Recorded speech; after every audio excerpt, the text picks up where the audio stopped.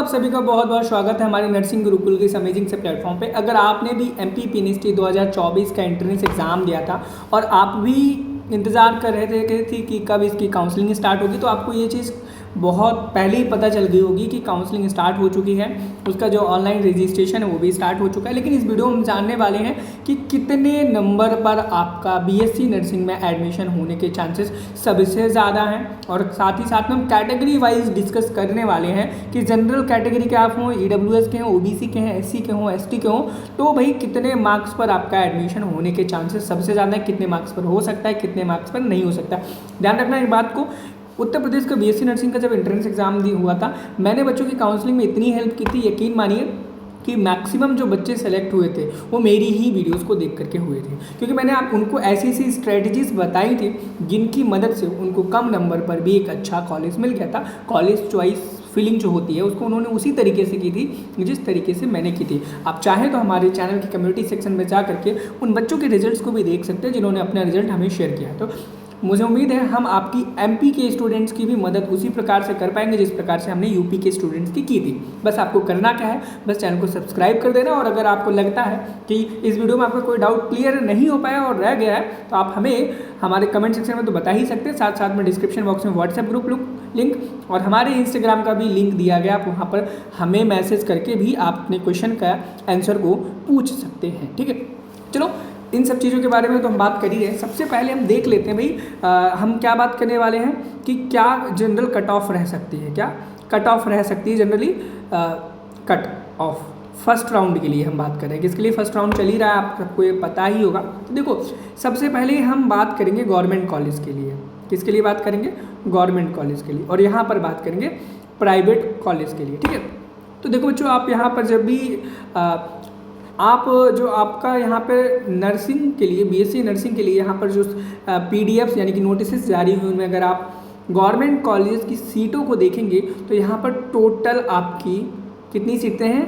1340 सीटें अवेलेबल हैं स्टूडेंट्स आपके लिए। कितनी हैं? 1340 सीटें ही अवेलेबल हैं। और वहीं पर अगर हम प्राइवेट कॉलेज की बात करें तो यहाँ पर आपकी 7864 सीट्स अवेलेबल है। ध्यान देना, जो मैं बातें बताऊंगा एकदम ध्यान से पॉइंट टू पॉइंट सुनना, तभी आपको एक एक चीज़ क्लियर हो पाएगी। ठीक है, और वहीं पर अगर हम बात करें कि जनरल कैटेगरी की क्या कट ऑफ रह सकती है, कितने मार्क्स पर कॉलेज मिल जाएगा, ईडब्ल्यूएस पर कितने मार्क्स पर कॉलेज मिल जाएगा, कितनी रैंक पर मिल जाएगा, ओबीसी सेम उसी प्रकार से, एससी उसी प्रकार से, एसटी, इन सभी कैटेगरीज की हम वन बाय वन करके डिस्कस करने वाले हैं। जो देखो, सबसे पहले बच्चों आपने जो नोटिस पढ़ा होगा जिसमें चार्ट दिया गया था सीट वैकेंसी का कि किस कॉलेज में टोटल कितनी सीटें हैं, उसके अकॉर्डिंग अगर पूरे गवर्नमेंट कॉलेजेस को अगर हम देखते हैं, ध्यान देना मेरी बातों को, जिन चीज़ों को मैं बोल रहा हूँ और जो मैं लॉजिक बताने की कोशिश कर रहा हूँ, ध्यान से सुनना और समझना। अगर आप अनरिजर्व कैटेगरी की सीट्स को देखेंगे, टोटल आपको 362 सीटें देखने को मिलेंगी।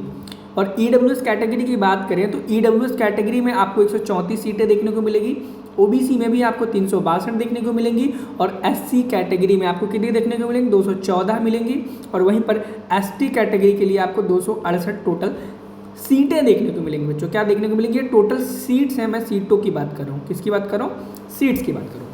अगर अब हम बात करेंगे सर आप मुझे सीट क्यों बता रहे हो, हमको बताओ कितने नंबर पे हमारा एडमिशन हो जाएगा, कितनी रैंक पर हो जाएगा, इन चीज़ों के बारे में डिस्कस करो। देखो बच्चों, मैं बताऊं, सबसे ज़्यादा इंपॉर्टेंट है, यहीं से आपका निकल कर के आएगा भैया आपको एडमिशन लेने के लिए वेट करना है नहीं करना है।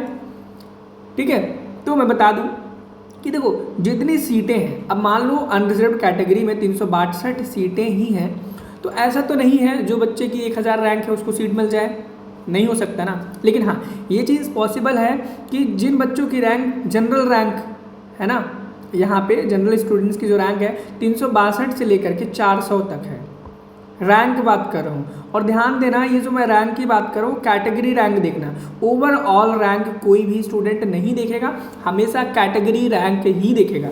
आप अपनी कैटेगरी रैंक को देखना, अगर आपकी कैटेगरी रैंक 362 से लेकर के 400 के बीच में आ रही है या इतने पर भी है, तो आपको जो गवर्नमेंट कॉलेज मिलने के जो चांसेस हैं बच्चों वो काफ़ी ज़्यादा हाई हो जाते हैं। और देखो 362 के अंदर अंदर तो कंफर्म है भाई आपको मिल ही जाएगा। लेकिन अगर आप सोच रहे भाई 62 ही सीटें हैं और 400 वाली रैंक को स्टूडेंट्स को कैसे मिल सकता है? देखो मैं बता दूं, बहुत बार क्या होता है, एक सेम ही स्टूडेंट होता है जिसने यूपी का भी एग्ज़ाम दिया होता है, एमपी का भी दिया होता है, हो सकता है उसका यूपी का हो गया, उसने एमपी के लिए छोड़ दिया हो, ठीक है, तो वहाँ से सीटें खाली हो जाती। एम्स का 2024 का एग्ज़ाम हो चुका है, काउंसलिंग हो चुकी है, उसमें उसने एडमिशन ले लिया हो सकता है भाई वो नीट की प्रिपरेशन करना चाह रहा हो नेक्स्ट ईयर के लिए और बीएससी नर्सिंग ना करना चाह रहा हो, या किसी गवर्नमेंट एग्जाम की प्रिपरेशन करने में वो लग गया होता है, ऐसा हो सकता है, ठीक है। और वहीं पर EWS कैटेगरी की बात करें, किसकी बात करें, EWS कैटेगरी की बात करें, अगर आपकी 134 रैंक से लेकर के 170 रैंक है तो फिर आप मान के चलो कि आपको सीट मिल जाएगी, कंफर्म है बच्चों, ठीक है। OBC की बात करें 362 से लेकर के कितना, 362 से लेकर के आपका फिर से वही 420 नंबर रैंक ले लो। इस रैंक तक अगर आपके नंबर हैं, इस रैंक तक के नंबर हैं कि भाई आपके इतने मार्क्स थे कि इतनी रैंक आ गई है, ये रैंक है, मार्क्स नहीं, ध्यान देना, ठीक है, इतनी रैंक है तो आप कराओ काउंसलिंग, आपको सीट मिलने के चांसेस बहुत हाई। वैसे 362 के अंडर जितने स्टूडेंट्स हैं उनको तो कैसे ना कैसे करके गवर्नमेंट सीट मिल ही जाएगी, ठीक है। और SC कैटेगरी से अगर आप बिलोंग करते हो तो ध्यान देना, आपका यहाँ पर 214 से लेकर के 250 अगर रैंक तक है आपकी, कितनी, 214 से लेकर के 250 रैंक तक है, तो बहुत हाई चांसेस हैं कि आपको कोई ना कोई गवर्नमेंट कॉलेज अलॉट हो ही जाएगा। सेम वहीं पर उसी प्रकार से अगर ST कैटेगरी की बात करें, अगर आपकी रैंक 268 से लेकर के 300 रैंक तक है तो फिर बहुत ज़्यादा हाई चांसेस हैं कि भाई आपको कोई ना कोई गवर्नमेंट कॉलेज मिल ही जाएगा। तो मैंने यहाँ पर डिस्कस किया गवर्नमेंट कॉलेज के लिए, लेकिन वहीं पर अगर हम प्राइवेट कॉलेज की बात करें तो भाई प्राइवेट कॉलेज में ऐसा कोई क्राइटेरिया ऐसा नहीं है कि भाई आपकी इतनी रैंक होनी चाहिए। बस गवर्नमेंट ने एक जनरल डेटा बताया है कि अगर आप जनरल कैटेगरी से हैं, EWS से हैं और आपके 33+ मार्क्स हैं तो आप काउंसलिंग कराने के लिए एलिजिबल हैं, लेकिन इस चीज़ की श्योरिटी नहीं है कि इतने पर आपको मार्क्स मिलेगा या फिर नहीं मिलेगा। वहीं पर अगर SC ST OBC कैटेगरी की बात करें, किसकी, SC ST OBC कैटेगरी की बात करें, अगर आपके 28+ मार्क्स हैं तो फिर आप काउंसलिंग करा सकते हो, कॉलेज मिलेगा नहीं मिलेगा इसकी कोई गारंटी नहीं है। इसी प्रकार से मैंने यूपी के स्टूडेंट्स को भी गाइड किया था, मैंने उनको भी बताया था भाई उन लोगों को नहीं मिला था, और सच बताऊँ ये वीडियो पूरी डेडिकेटेड थी गवर्नमेंट स्टूडेंट्स के लिए। लेकिन अगर आप प्राइवेट कॉलेज में भी एडमिशन लेने की चांस वो रखते हो कि भाई हम ले सकते हैं, हमारी फाइनेंशियल कंडीशन अच्छी है, तो मैं आपके लिए आपकी ही डिमांड पर प्राइवेट कॉलेज में आपको एडमिशन क्यों नहीं लेना चाहिए और क्यों लेना चाहिए, प्रोज और कॉन्स के साथ एक वीडियो बनाऊंगा। अगर आप कहेंगे तो कहने के लिए आप हमारे इंस्टाग्राम पे हमें मैसेज कर सकते हो या फिर कमेंट सेक्शन में भी बोल सकते हो सर प्राइवेट कॉलेज के ऊपर भी वीडियो बना दो, मैं बना दूंगा। मुझे लगता है मैंने आपके सारे के सारे डाउट्स क्लियर कर दिए होंगे।